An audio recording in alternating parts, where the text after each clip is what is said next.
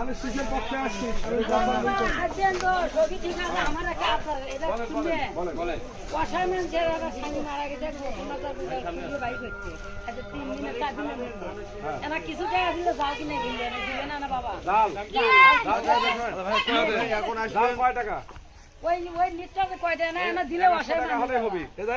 কোনটা 100 টাকা হলে এটা জাল হবে। মাসি জাল না বাবা কয় টাকা দাম কত? 1200 টাকা নাকি আমি টাকাটা দিলে দয়া করে আমরা ভোট দেবো আমরা 1200 টাকা নেটতে দিবেন কি আপনারা বাসটা ঘিরে দেন বাসটা তো ভালো হইবা। বাস না কিনতে ওই বাস না এই কি বলে বাস কিছু এদের ঘেরে না জি এদার